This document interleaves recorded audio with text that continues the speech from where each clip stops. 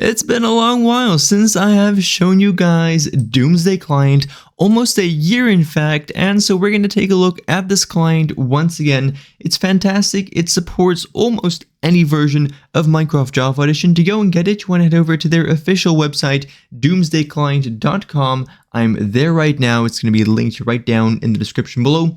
Here we can simply click on this blue download now button and then on download once again.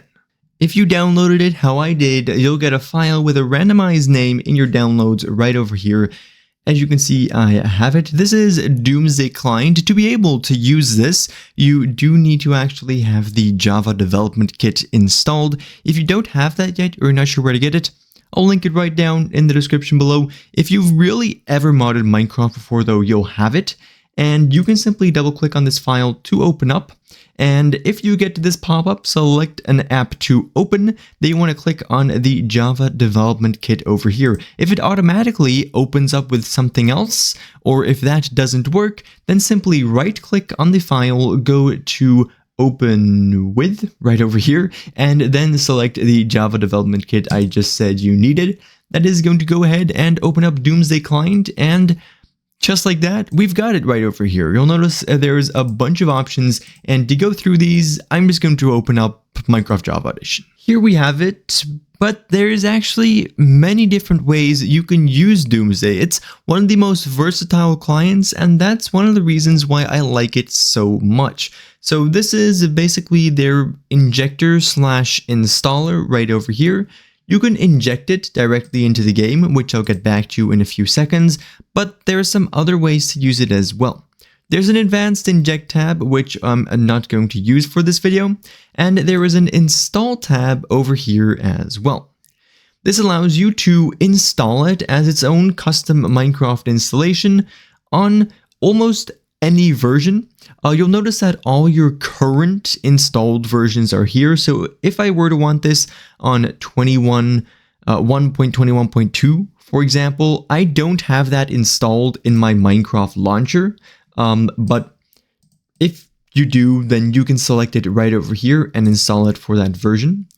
If you do it like that, it'll come as a standalone Minecraft version, but you can also choose to tick this and then install it as a Forge or Fabric mod. This mod will work from, I believe, 1.8.9 all the way up to 1.13 for Forge, and then I believe that Fabric got, or Farbic, if you want to spell it correctly, got released on 1.14.4. That's the first version that Fabric supports. And from that all the way up to just about the latest version is going to be supported by their Fabric mod. So if you want it as a Fabric mod, then you can simply have that box ticked, click on install right over there, and this quote-unquote installation is basically going to move the mod right into your mods folder. And that allows you to use it as a traditional mod, but that requires you to use Fabric or the like, right, or Forge. But as you can see, I have loaded up Minecraft Vanilla over here. This isn't modded, this is just the base game on 26.1.2 in this case, and this would usually not allow you to use mods, but it does with Doomsday. Going back into the Inject tab, you'll notice that Doomsday automatically finds your Minecraft process, and you can actually inject Doomsday directly into your game, and that doesn't require you to use a modded version. You'll notice that the panorama stuttered a tiny bit, and basically by that we can tell that it is now injected. In fact, I can press on the right shift button on my keyboard to open and close the Click GUI already.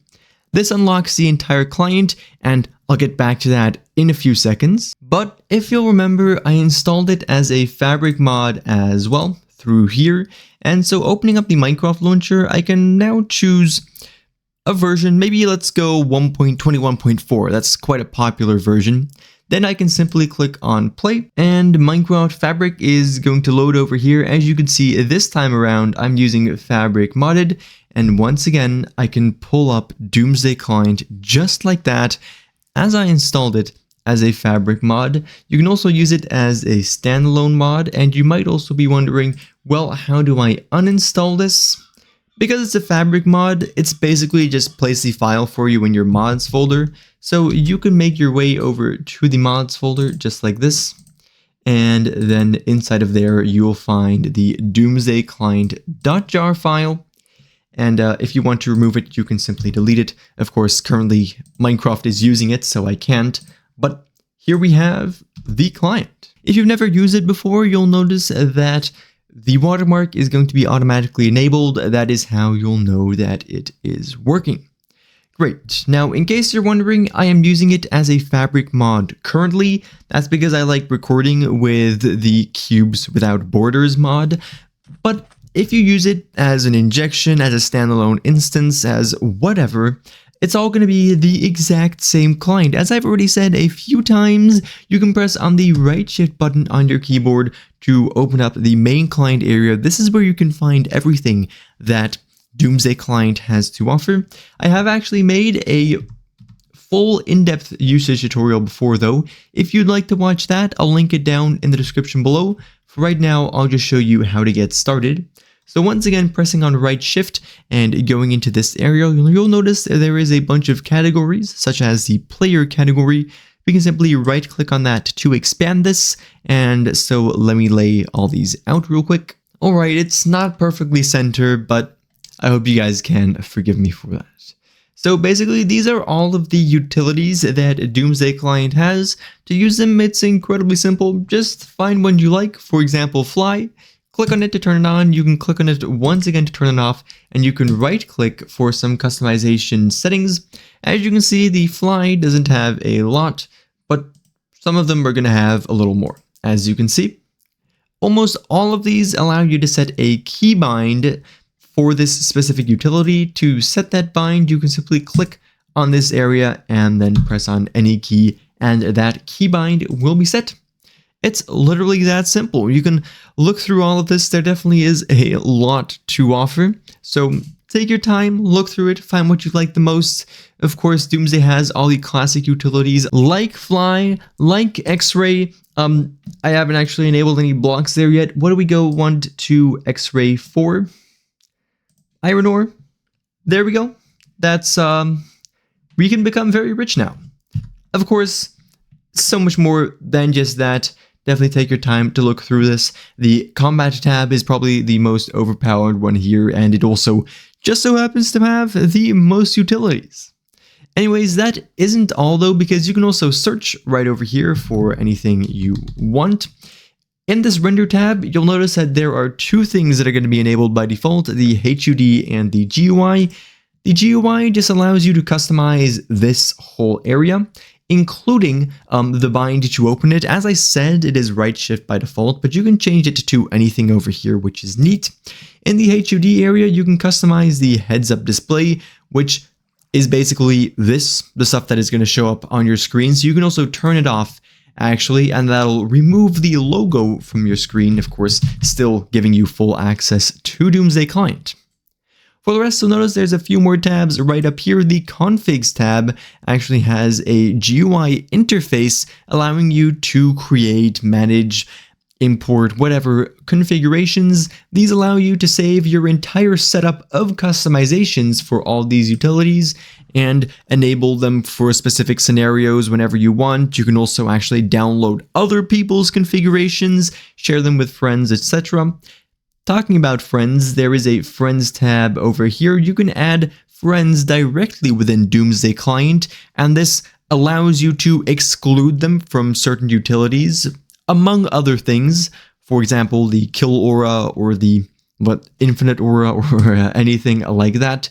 Then Doomsday, being a ghost client, which I'll explain that in a few seconds, actually allows you to have a self-destruct mode as well. You can set a keybind for this, change the mode as well, and then choose if it removes the mod file as well. Basically, what is a ghost client? Well, Doomsday is kind of made in a way that it is more undetected than other clients when it comes to anti-cheats, screen share detection systems, yada yada yada.